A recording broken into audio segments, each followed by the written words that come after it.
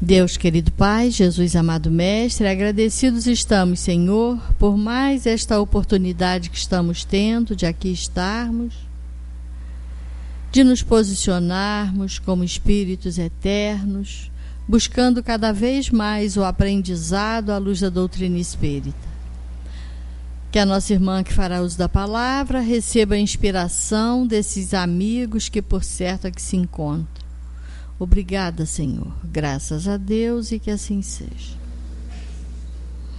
E com vocês, Valéria Cristine.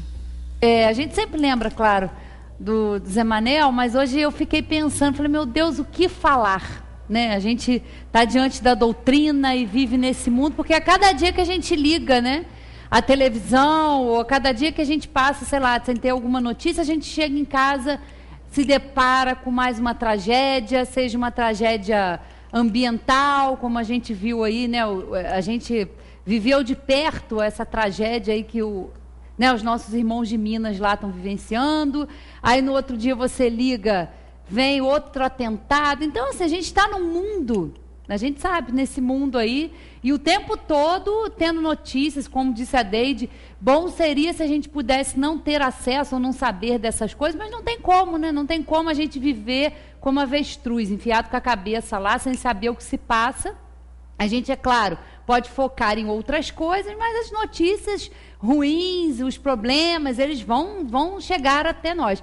Mas aí a gente fica se questionando, né? Mas o que a doutrina espírita tem de diferente? O que a doutrina tem para nos ensinar? E aí eu escolhi para a gente sempre falar, porque é importante a gente, né, tem sempre pessoas que vêm pela primeira vez, ou que vão escutar, falar dos princípios, aí eu vou me ater a alguns, para desenvolver alguns aqui, mas falar dos princípios da doutrina. Quais são? Primeiro, a existência de Deus.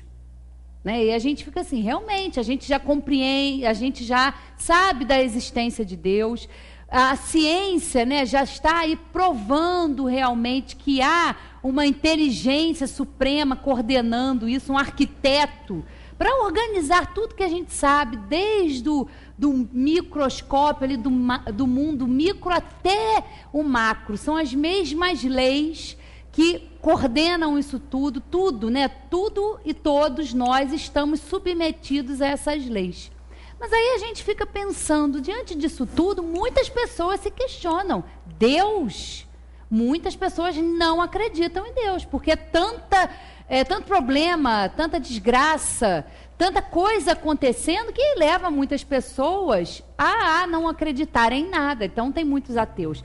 E nós que já estamos aí pensando um pouco mais, a gente até crê, a gente sabe que Deus existe, mas compreender Deus realmente, às vezes diante do que nós passamos na nossa vida, ou do que a gente vê acontecer o tempo todo, às vezes não é uma tarefa muito fácil, porque a gente fica pensando, né? Inteligência suprema, causa primária de todas as coisas.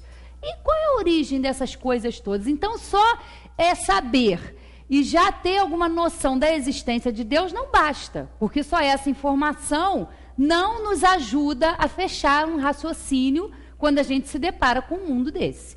Então, aí, a gente vem aqui para 3 questõezinhas do Livro dos Espíritos que vai falar sobre isso aqui. Está lá, questão número 10. Kardec pergunta o seguinte: o homem pode compreender a natureza íntima de Deus? Não. Falta-lhe, para tanto, um sentido. Será um dia permitido ao homem compreender o mistério da divindade? Quando o seu espírito não estiver mais obscurecido pela matéria e pela sua perfeição tiver se aproximado dela, então haverá e compreenderá. A inferioridade das faculdades do homem não lhe permite compreender a natureza íntima de Deus. Na infância da humanidade, o homem o confunde muitas vezes com a criatura, cujas imperfeições lhe atribui. Mas, à medida que o seu senso moral se desenvolve, seu pensamento penetra melhor o fundo das coisas, e ele faz, então, a seu respeito, uma ideia mais justa e mais conforme com a boa razão. embora sempre incompleta. Então nós não é que a natureza íntima de Deus seja uma coisa que a gente nunca vai saber, mas agora, no estado, né, no estágio que nós estamos evolutivo, não é. Que sentido é esse que falta? Sentido moral. Nós não temos ainda essa capacidade para entender, para sondar aí essa intimidade de Deus. Nós não temos a capacidade para isso. Não é que é mistério, não pode ser entendido, não tem nada de mistério. Mas é o que nós, nesse momento, podemos entender. Não humanizar, porque a gente vê aqui, né, na infância da humanidade, nós fazemos o quê? Nós damos a Deus as nossas características, as nossas inferioridades, e a gente vê que nós ainda estamos na infância, né? Porque é comum a gente escutar, né, Deus, exército de Deus, exército disso, exército daquilo. Deus não tem exército nenhum, né?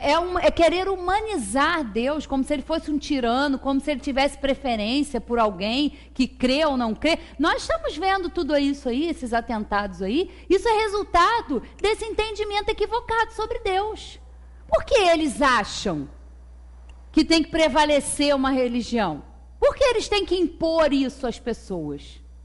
Porque simplesmente não se compreende. Nós estamos ainda nessa humanidade, como se Deus tivesse preferências, como se crer nele de uma maneira ou de outra é melhor. Não, cada um tem um caminho, mas nós não temos essa capacidade de adentrar aí nesse campo, porque nós não temos moralidade para isso, nós não temos desenvolvimento moral para isso. E às vezes a gente quer ficar questionando coisas que a gente não tem a capacidade de compreender.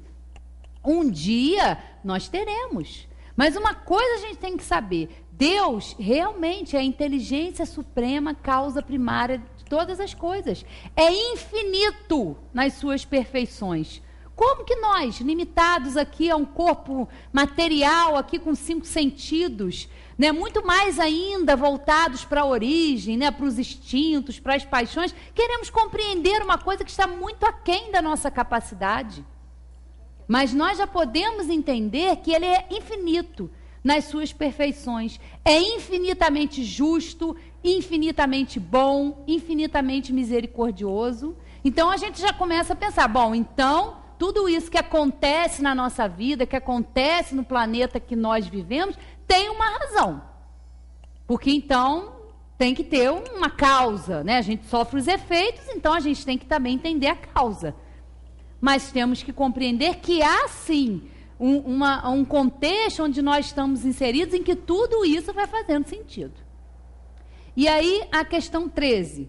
Quando dizemos que Deus é eterno, infinito, imutável, imaterial, único, todo-poderoso, soberanamente justo e bom, não temos uma ideia completa de seus atributos?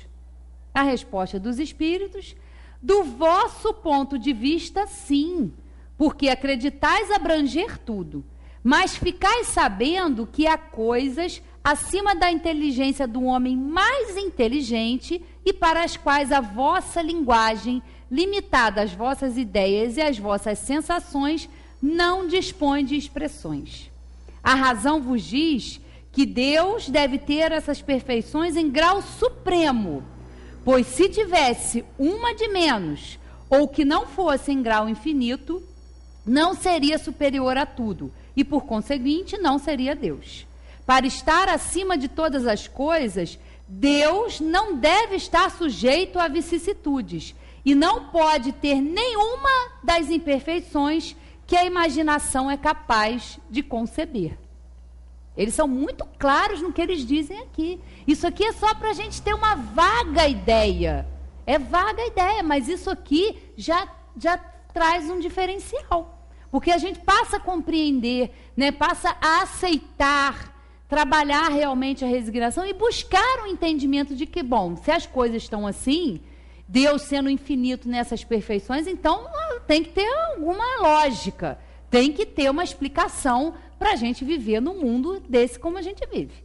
E tem a explicação, porque Deus, ele criou, né? As leis divinas são perfeitas. Nós, que somos as suas criaturas, é que vamos nos desenvolvendo, vamos crescendo espiritualmente, para um dia, dependendo do progresso de cada um, do esforço de cada um, ir galgando esse conhecimento. Mas disso a gente não pode duvidar. Então a gente já sabe, bom, realmente as coisas são difíceis, mas alguma razão há de ter, não é por acaso. E aí, nós vamos para o segundo princípio, né, fundamental, que é a existência e a sobrevivência da alma, né?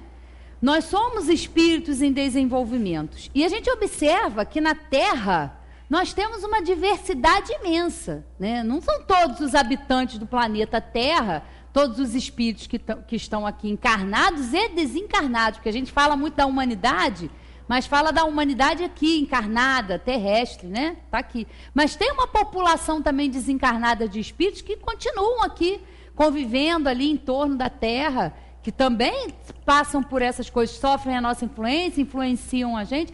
Então, nós temos uma diversidade imensa. Às vezes, a gente observa isso dentro da nossa casa, né? Nós temos ali um núcleo familiar, 2, 3 irmãos. São criados iguais, recebem os mesmos valores, mas são absolutamente diferentes. Tem a mesma, né? Ali estão no mesmo núcleo familiar, mas isso prova a individualidade de cada um. Um tem mais moral, o outro tem menos, um é mais organizado, o outro é mais desorganizado. A gente observa isso dentro da nossa própria casa. Como é que pode? Porque isso é a prova da individualidade que nós somos. Cada um de nós é um. Então a gente vê muitos espíritos desenvolvidos em inteligência com pouca moral, vemos pessoas mais com pouca moral, pessoas medianas. Há uma diversidade de gostos, de opiniões, de crenças. A gente vê tudo isso, então não há uma uniformidade. Não é todo mundo que está aqui no planeta Terra que está no mesmo nível evolutivo.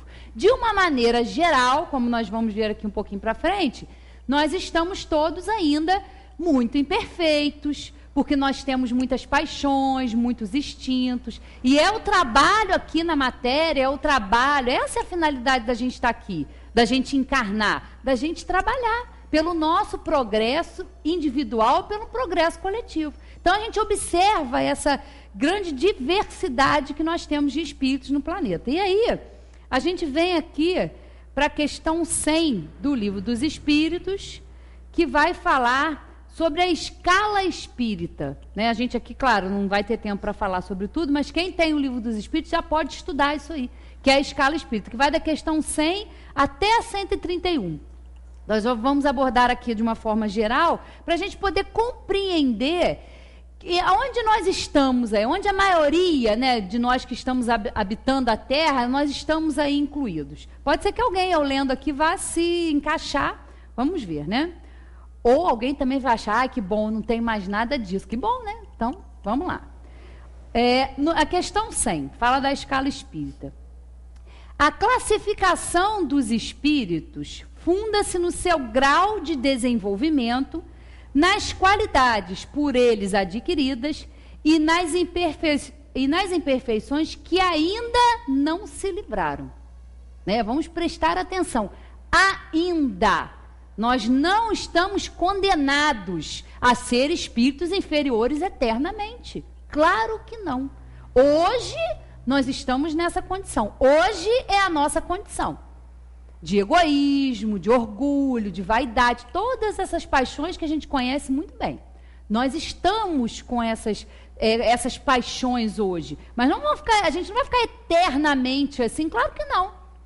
Uma das leis divinas é a lei do progresso. Nós estamos hoje, mas amanhã, dependendo do nosso esforço, do nosso trabalho, nós não vamos mais estar. Nós já vamos mudar um pouco, né, subir um pouquinho nessa escala. Então, aqui, é isso que vai definir. Os espíritos admitem, geralmente, 3 categorias principais ou 3 grandes divisões. Na última, aquela que se encontra na base da escala, estão os espíritos imperfeitos, caracterizados pela predominância da matéria sobre o espírito e pela propensão ao mal. Os da segunda se caracterizam pela predominância do espírito sobre a matéria e pelo desejo de praticar o bem. São os espíritos bons. A primeira, enfim, compreende os espíritos puros, que atingiram o supremo grau de perfeição. E lembrando, né, como dizem os espíritos, essa classificação aqui é de uma forma didática para a gente poder compreender como é que isso aí se dá. Claro, a gente dentro de uma escala, né, da terceira ordem aqui, que somos, nós estamos aqui, que somos espíritos imperfeitos, vão ter também variações, né? A gente tende às vezes a ser, tem gente que é mais generosa, que é menos vaidosa, já tem gente que é mais orgulhosa. Então, nós vamos ter variações. Isso aqui é só para uma forma didática, para a gente poder situar, né? Para a gente poder estudar e compreender. E aí, vamos falar um pouquinho da terceira ordem, que são os espíritos imperfeitos. Caracteres gerais. Predominância da matéria sobre o espírito. Propensão ao mal. Ignorância, orgulho, egoísmo e todas as más paixões que lhes seguem. Tem a intuição de Deus, mas não o compreendem. Né? A gente já viu isso aqui, a gente sabe, a gente intui, mas a gente não compreende. Nem todos são essencialmente maus. Em alguns, há mais leviandade. Uns não fazem o bem nem o mal, mas pelo simples fato de não fazerem o bem, revelam a sua inferioridade. Outros, pelo contrário, se comprazem no mal e ficam satisfeitos quando encontram a ocasião de praticá-lo. A gente está falando de alguma coisa aqui que alguém não conheça? Nós estamos, eu acho que, incluídos aqui, né? Ainda bem que não é eternamente, mas por enquanto nós estamos aqui. Podem aliar a inteligência à maldade ou à malícia. Mas qualquer que seja o seu desenvolvimento intelectual, suas ideias são pouco elevadas e os seus sentimentos mais ou menos abjetos. É o que a gente viu aí acontecer, né, nesse atentado agora aí dessa semana, que aconteceu em Paris. Não foram pessoas ignorantes e que não tinham inteligência. Não, espíritos inteligentes, porque eles fizeram aquilo ali de uma forma orquestrada, teve um planejamento, teve uma inteligência, mas tem moral? Né? Aí a gente se questiona. Aí que a gente vai vendo aqui. Os seus conhecimentos sobre as coisas do mundo espírita são limitadas. E o pouco que sabem a respeito se confunde com as ideias e os preconceitos da vida corpórea. Não podem dar-nos mais do que noções falsas e incompletas daquele mundo. Mas o observador atento encontra frequentemente nas suas comunicações, mesmo imperfeita, a confirmação das grandes verdades ensinadas pelos espíritos superiores. E aqui a gente, né, lembrando mais uma vez, estamos falando dos espíritos imperfeitos. Né? Não há uma diferenciação se estão encarnados ou desencarnados. São dessa ordem. Podem estar na matéria ou fora dela. O caráter desses espíritos se revela na sua linguagem. Todo espírito que nas suas comunicações trai um pensamento mau pode ser colocado na terceira ordem. Por conseguinte, todo mau pensamento que nos for sugerido provém de um espírito dessa ordem. Vem a felicidade dos bons e essa visão é para eles um tormento incessante, porque lhes faz provar as angústias da inveja e do ciúme. Conservam a lembrança e a percepção dos sofrimentos da vida corpórea e essa impressão é frequentemente mais penosa que a realidade. Sofrem, portanto, verdadeiramente pelos males que suportaram e pelos que acarretaram aos outros. E como sofrem por muito tempo, julgam sofrer para sempre. Deus, para os punir, quer que eles assim pensem. E vamos ter cuidado aqui com o que a gente lê, né? Deus, para os punir, quer que eles assim pensem. Deus não tem, claro, o objetivo de punir ninguém. Mas somos nós, espíritos que são muito resistentes, que são refratários, que realmente são maus, que se comprazem no mal, muitas vezes acham que aquele sofrimento ali é eterno. Até o dia que eles vão sofrer tanto, que aquilo vai ser tão insuportável para eles, que eles vão pedir uma ajuda. Deus me ajuda, e aí eles vão receber. Porque a gente lendo isso aqui parece assim, Deus pune e deixa assim mesmo. Não. A cada um segundo as suas obras. Então, muitas vezes, nós estamos aí sofrendo, passando por situações complicadas, E é mais fácil, né? A gente sempre colocar a responsabilidade no outro do que assumir os nossos erros. É uma coisa muito difícil para nós. Não, realmente fui eu que errei. Né? Isso ainda é meio doloroso assim fazer um pouco, mas é necessário, porque a gente às vezes não quer. A gente tem tendência de responsabilizar o outro, de achar que a gente está fazendo alguma coisa porque fulano me fez mal, ciclano me fez aquilo, como se a gente não tivesse responsabilidade nenhuma nisso, e não é isso. Então, muitas vezes, esses espíritos acham que vão ficar eternamente ali num sofrimento, mas Deus não interfere no nosso livre-arbítrio e deixa aqueles espíritos ali, até que chegue um momento tão insuportável para eles, que eles vão se abrir para ajuda, porque a ajuda está sempre ali. Nós somos sempre ajudados. É que nem o anjo da guarda, está sempre ali do nosso lado, nos aconselhando. Só que se a gente quer tomar um caminho que não vai ser muito bom, eles não podem nos impedir. Porque a gente acha também, não, o anjo da guarda tem que fazer tudo, tem que proteger a gente de tudo. Não, a função dele é nos auxiliar, é nos ajudar. Ele não pode interferir e não interfere no nosso livre-arbítrio. A gente vai caminhar com as próprias pernas, vai ser ajudado, mas às vezes ele vai se afastar um pouco, vai deixar, bom, você está querendo ir, então vai lá. Né? Mesma coisa com a criança que a gente tem aqui. Você fala, não sobe aí, não bota o dedinho na tomada, e fala, e fala, e fala. Não adianta. Quanta criança não toma um choquezinho, quanta criança não toma um tombo ou toma um susto, nunca mais vai fazer.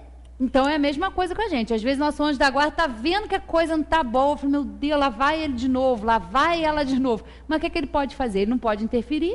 O papel dele é aconselhar, é ajudar, não interferir. Então, às vezes, a gente vai aprender nos momentos difíceis, porque, né, é assim que tem que ser. E aí a gente vai para uma outra questão, vai dar um pulinho, e a gente está observando isso, dessa escala aqui, e isso acontece em pequena escala, né, ou seja, a nível individual, porque nós temos, né, muito orgulho, muito egoísmo.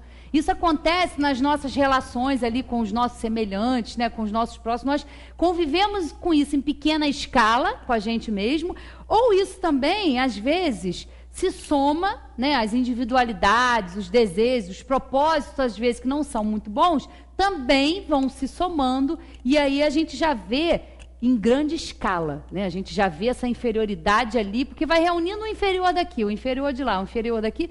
Quando a gente vê, isso está uma coletividade. E, às vezes, é serviço do que não é bom. Mas, infelizmente, é a grande lei de sintonia. Né? Se nós estamos querendo fazer o bem, nos esforçando para isso, nós vamos ter muitos espíritos nos auxiliando. Agora, se a gente também está mal intencionado, se a gente quer fazer o bem, se a gente está gostando disso, também vão ter muitos espíritos que vão nos ajudar. Se o negócio está funcionando de um jeito, vai ali ser incentivado para aquilo piorar muito mais. Então, a gente tem que ter essa responsabilidade, né, nos nossos pensamentos, nas nossas atitudes, porque é muito cômodo, né? A gente que sabe da influência dos espíritos, é muito cômodo. Às vezes a gente fala, meu Deus, eu sofro tanta obsessão, eu sou tão influenciada, como se a gente não tivesse responsabilidade nenhuma nisso, como se a gente fosse um santinho e estivesse sendo tentado. Não é bem assim que funciona. Então, nós temos que nos observar, nos conhecer, saber realmente onde é o nosso ponto fraco, onde a gente precisa trabalhar mais, porque aí a gente também vai, né, ter olhos de ver e ouvidos de ouvir. E aí, na questão 913, Kardec pergunta o seguinte: entre os vícios, qual o que podemos considerar radical? Já dissemos muitas vezes, o egoísmo. Dele se deriva todo o mal. Estudai todos os vícios e vereis que no fundo de todos existe egoísmo. Por mais que luteis contra eles, não chegareis a extirpá-los enquanto não os atacardes pela raiz, enquanto não lhes houverdes destruído a causa. Que todos os vossos esforços tendam para esse fim, porque nele se encontra a verdadeira chaga da sociedade. Quem nesta vida quiser se aproximar da perfeição moral, deve extirpar do seu coração todo o sentimento de egoísmo, porque o egoísmo é incompatível com a justiça, o amor e a caridade. Ele neutraliza todas as outras qualidades. Né? Então a gente tem que ver mesmo o que é o egoísmo. Essa tendência que nós temos de achar que nós somos melhores que as outras pessoas, que o nosso conhecimento é melhor do que o outro, de achar que, né, a gente tem um amor pelo nosso ego, né, egoísmo. É um amor tão grande pelo nosso ego, né, que às vezes a gente não quer saber das outras pessoas, a gente acha que as nossas ideias têm sempre que prevalecer, a gente acha que a gente sempre está certo. Quando a gente sofre uma injustiça, meu Deus, por que eu não mereço passar por isso, eu não mereço aquilo, eu não mereço aquilo. A gente é muito resmungão, né? A gente é resmungão, é pirracento, porque nós temos dificuldade em aceitar isso e entender que nós temos isso. Porque nós fomos criados simples e ignorantes, todos nós, né? Todos nós, sem exceção, foram criados assim. Então, à medida que nós vamos evoluindo, que nós vamos passando pelas encarnações, nós vamos nos afastando, né, dessa origem, onde os instintos, onde essas paixões têm a sua importância, né, porque nas primeiras encarnações, em mundos mais inferiores do que a Terra, isso é necessário, porque essas paixões, de alguma maneira, ajudam o espírito a progredir. Mas chega um momento que essas paixões, se elas não são domadas, elas começam a nos atrapalhar, elas começam a nos manter inferiores. Então, a gente precisa, conhecendo, né, se conhecendo, conhecendo tudo isso e trabalhando. E a gente vai ter as oportunidades exatamente na encarnação. E não é só uma vez, né? A gente sabe que Deus, sendo infinitamente, né, justo, não poderia dar uma única oportunidade para a gente pegar e fazer tudo. Vamos ser assim, honestos, né, nesse momento. Vamos pensar, meu Deus, olha, eu tenho isso que precisa ser trabalhado no meu espírito. E vamos ser bem honestos. Será que a gente acha que vai sair daqui com tudo resolvido?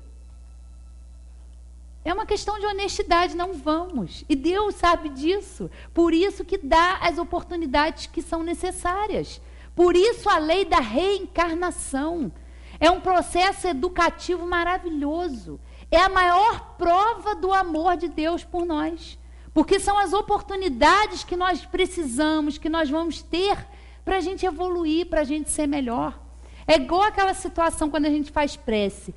Meu Deus, olha, eu não tenho muita paciência. Eu queria tanto ser mais paciente, ser mais compreensivo. E aí, a gente começa a observar que na nossa vida vão começar a acontecer situações que vão nos proporcionar a oportunidade de exercer isso que a gente está pedindo. Porque a gente acha que a gente pede essas coisas e elas vão chegar, né, um embrulhinho lá na nossa porta. Vai chegar o embrulhinho da paciência, a gente vai ler alguma coisa, vai fazer isso ou aquilo e vai ser paciente, né, de um dia para noite, do dia para a noite vai se transformar.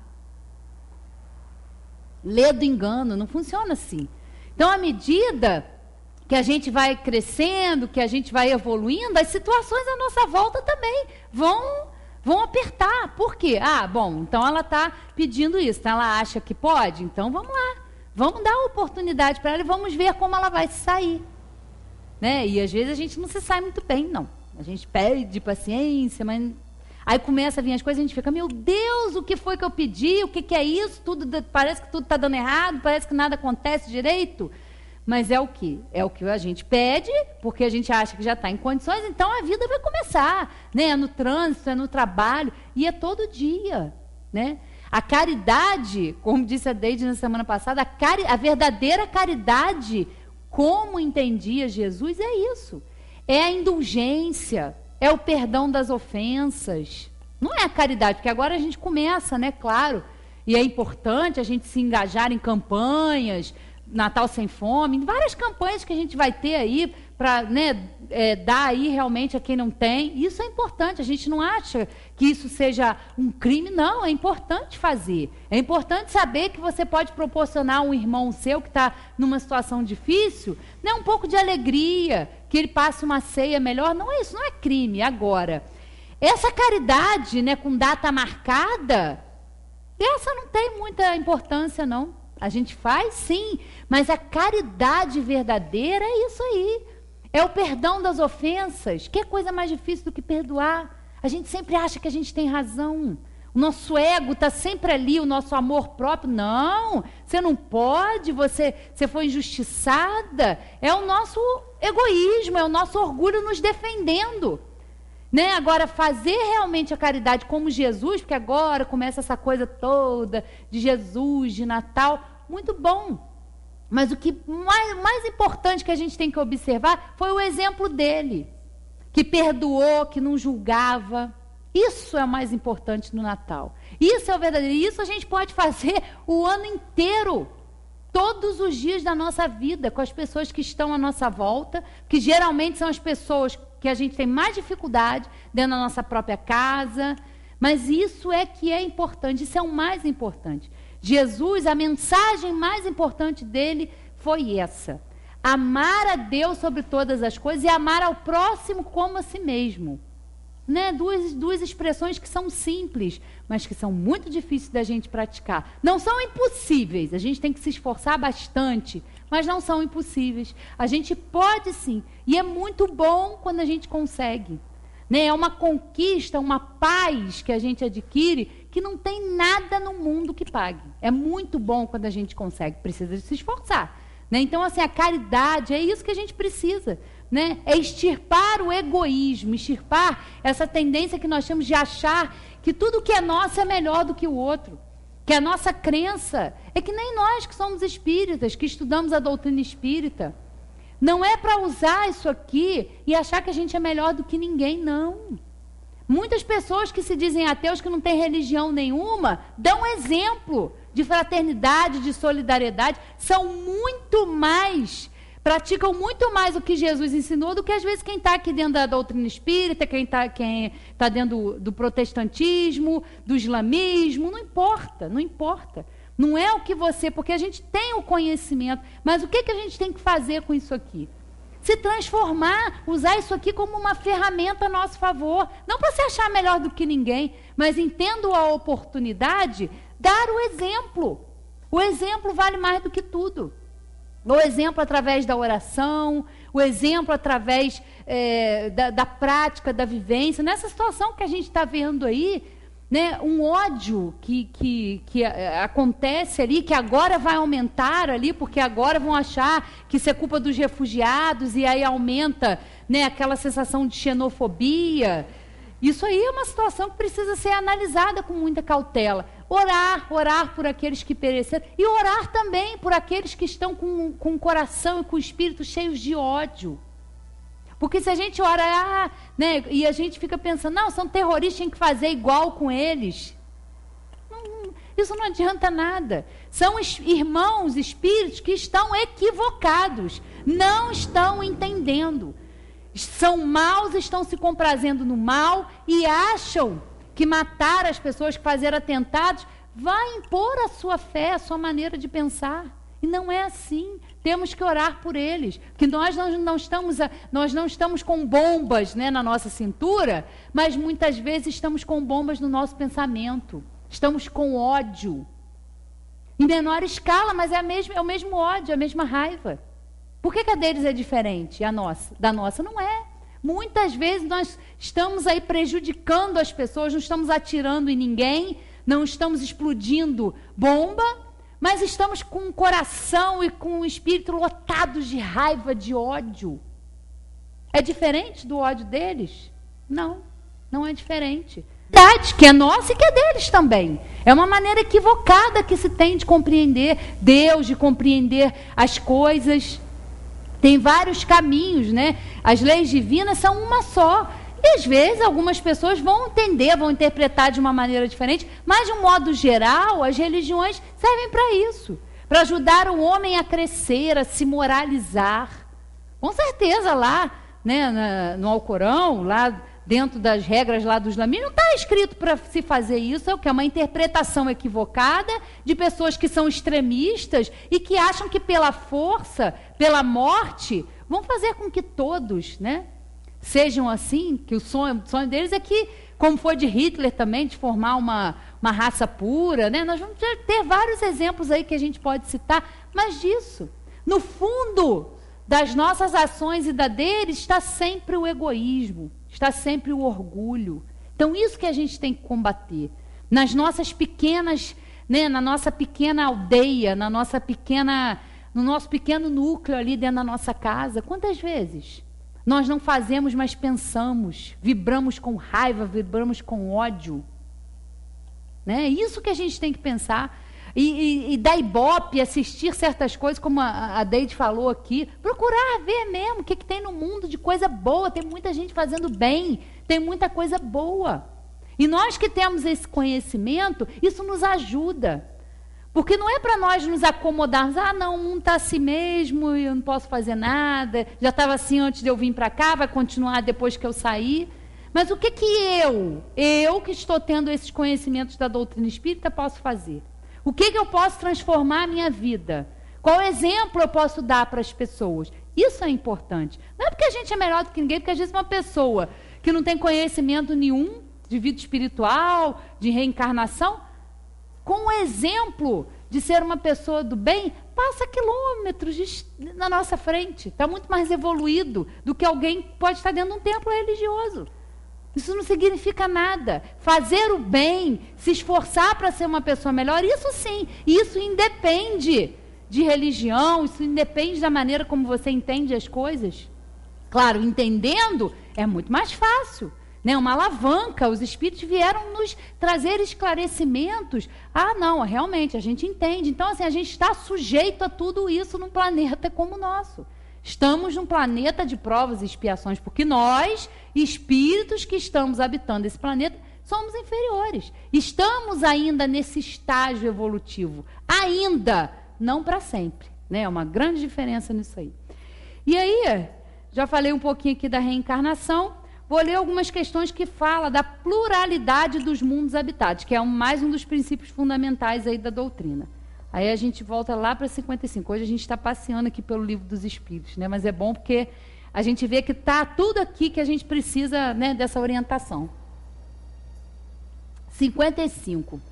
Todos os globos que circulam no espaço são habitados? Sim. E o homem terreno está bem longe de ser, como acredita, o primeiro em inteligência, bondade e perfeição. Há, entretanto, homens que se julgam espíritos fortes e imaginam que só este pequeno globo tem o privilégio de ser habitado por seres racionais. Orgulho e vaidade. Creem que Deus criou o universo somente para eles. Aí vem um comentário de Kardec. Deus povoou os mundos de seres vivos e todos concorrem para o objetivo final da providência. Acreditar que os seres vivos estejam limitados apenas ao ponto que habitamos no universo seria pôr em dúvida a sabedoria de Deus, que nada fez de inútil e deve ter destinado esses mundos a um fim mais sério do que o de alegrar os nossos olhos. Nada, aliás, nem na posição, no volume ou na constituição física da Terra pode razoavelmente levar-nos à suposição de que tenha o privilégio de ser habitada com exclusão de tantos milhares de mundos semelhantes. E olha que interessante, né? Quando a gente olha, né, a gente contempla aquela beleza, aquele céu estrelado, a gente acha que Deus criou só aquilo para a gente se divertir, para a gente se distrair? Claro que não. Nada, absolutamente nada na criação de Deus é inútil. Tudo tem um fim útil. Então, é claro que nós, nos desenvolvendo como espíritos, reencarnando, precisamos de um lugar, né? Precisamos de um porto, precisamos vir para algum lugar, né? E essas escolas, né, os mundos que nós vemos, são essas escolas que vão ser apropriadas às situações que nós vamos ter que viver. Hoje nós estamos aqui. Se nós já melhoramos, que bom. Quem sabe numa próxima, em algumas, né, a gente não vai merecer estar num planeta um pouquinho melhor. Por quê? Porque a gente mereceu, a gente é privilegiado? Não. Deus não cria ninguém com privilégio. Privilégio não existe para Deus. O que existe é a conquista. É o que nós merecemos. através do nosso esforço. Não tem ninguém privilegiado. Deus não criou privilegiando um em detrimento do outro. Não, isso não existe. Nós somos todos iguais. Todos nós estamos submetidos a essa lei. Todos nós somos amados por eles. Crendo nele ou não, não tem diferença. Para Deus não há diferença. Então, isso é merecimento, isso é esforço individual, intransferível. A gente não vai evoluir por ninguém.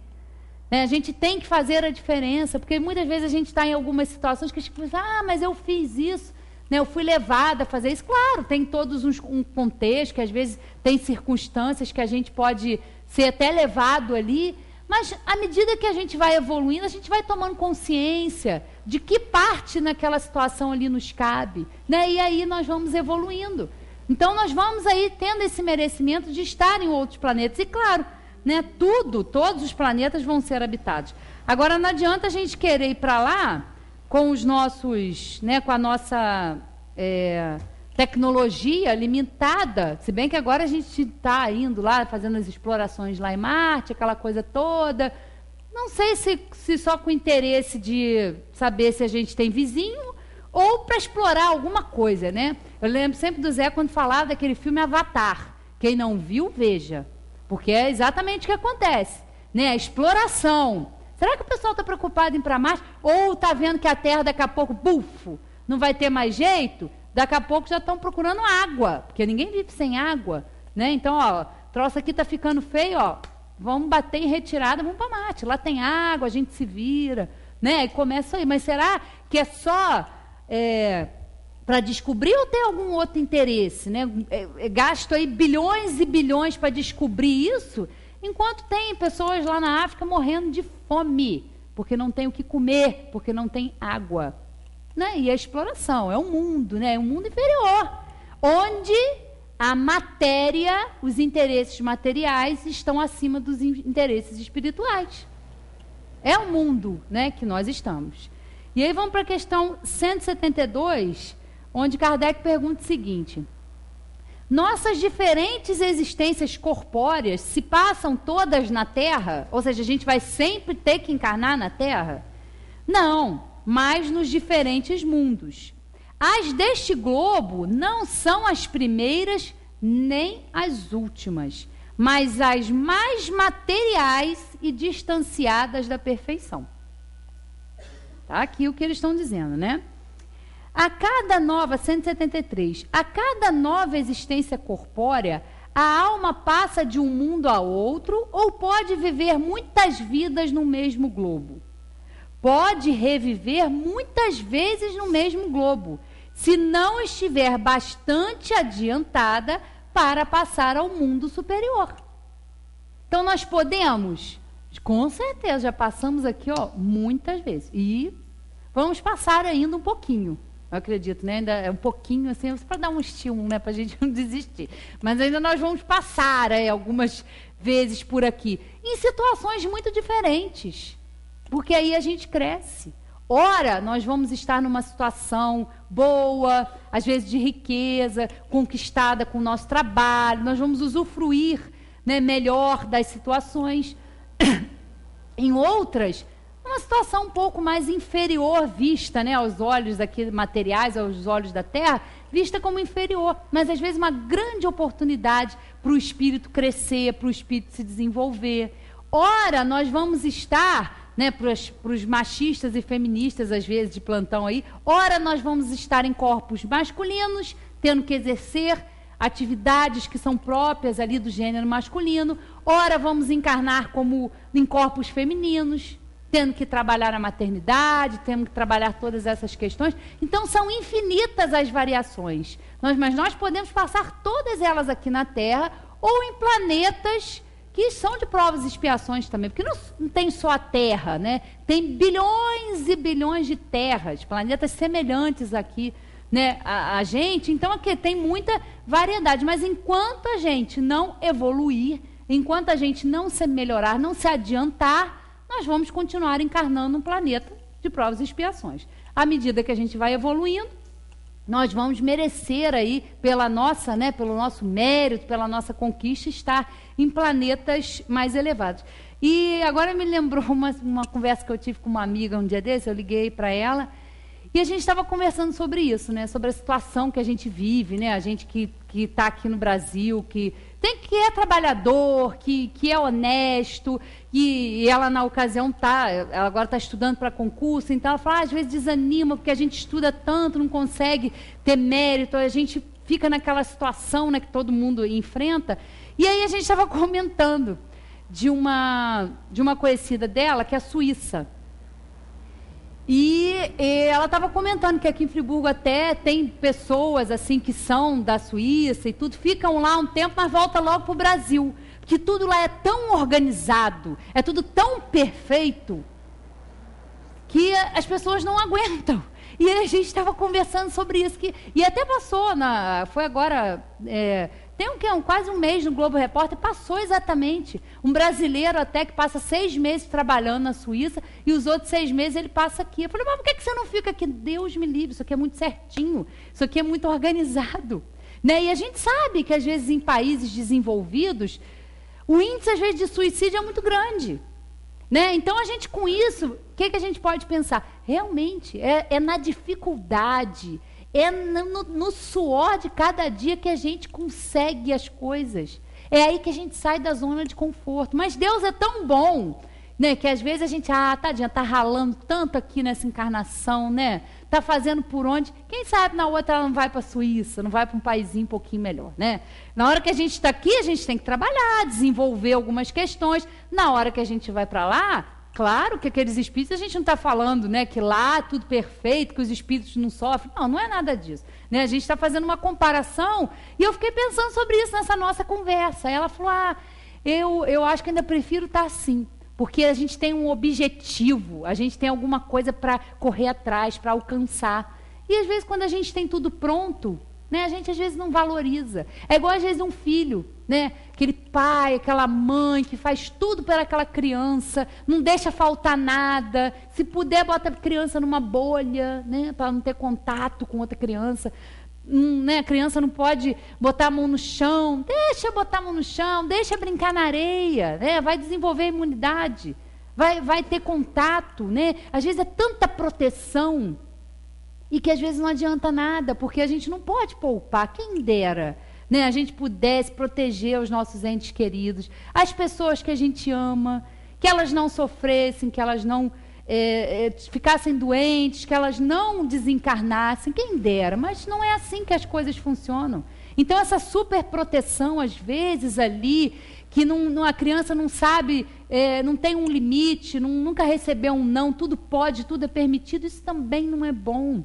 Na vida tudo tem que ter equilíbrio. Como dizem os budistas, sempre frequentar o caminho do meio, fugir dos extremos, porque não funcionam, os extremos não funcionam. Então, é ter bom senso, é ter equilíbrio, dizer sim, dizer não. Isso é importante até para nós, porque isso nos ajuda. Toda vez que é tudo muito fácil, a gente não valoriza. Então, às vezes, quando a gente tem que correr atrás, está aqui no Brasil, que mais prova para a gente ser honesto do que às vezes está no Brasil?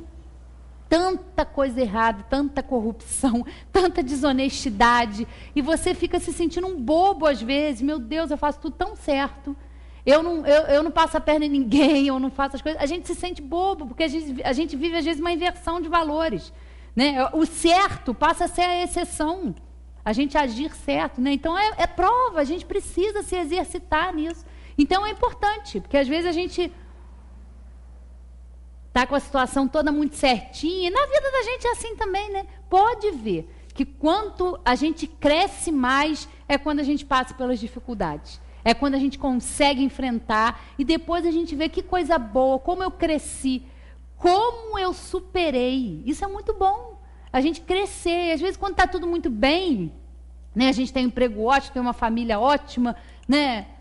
A gente às vezes se afasta um pouco, mas na hora da dor, na hora do questionamento, a gente toma aquele aquele choque, e aí a gente vai buscar alguma coisa para a gente sair daquilo ali. Olha, eu não estou me sentindo bem, isso não está bom na minha vida, então deixa eu ir procurar uma resposta, deixa eu ir atrás de alguma coisa. Você sai da zona de conforto, né? Porque é tão bom a gente ficar na nossa zona de conforto. Né, síndrome de Gabriela, eu nasci assim, né, eu vou ser sempre assim, então é bom, é cômodo isso, né? E não adianta, porque a gente não sai do lugar. A zona de conforto, a gente não cresce, a gente fica lá estagnado. Então, de vez em quando vem um empurrão, e às vezes vem de fora mesmo, né, um sacode, um abalo, tantas coisas. Nós passamos por isso, já vai fazer 5 anos, né, que nós passamos por essa grande tragédia, por esse flagelo destruidor aqui na nossa região. Muita gente depois, eu acho que mudou um pouco a maneira de pensar, mas outras pessoas não, continuam a mesma coisa, continuam indiferentes. Mas como nós vimos, há uma variedade enorme de espíritos aqui. Espíritos que são mais sensíveis, outros que são mais refratários, uns que são indiferentes. Mas a gente viver uma existência e passar assim despercebido, a gente não vai, né? A gente não cresce. Então, a gente está aqui exatamente para isso, para enfrentar com sabedoria, com conhecimento, né? Porque com resignação. Claro que é difícil. A gente não tem que, né? O espírito não tem que ficar, não, eu sofro, mas é assim mesmo. Não, não é esse tipo de resignação que deixa a gente inativo, não. É para colocar a gente em atividade. É para fazer a gente pensar. É uma resignação para a gente não se revoltar, porque a gente entende o porquê das coisas. E se não entende, porque não são causas atuais, através da reencarnação, nós vamos ter um entendimento. Pode ser agora que não, mas sempre, né? Isso já nos norteou para a gente chegar aqui, para fazer as nossas escolhas. E aí, só para citar aqui, para a gente fechar, o último item aqui, que faz parte, né, dos princípios fundamentais básicos da doutrina, é a comunicabilidade dos espíritos, que é totalmente possível, né? Isso também nos traz muito conforto ao nosso coração, porque a gente sabe que os nossos queridos, que não estão mais aqui materialmente, nós não vamos perder o contato com eles.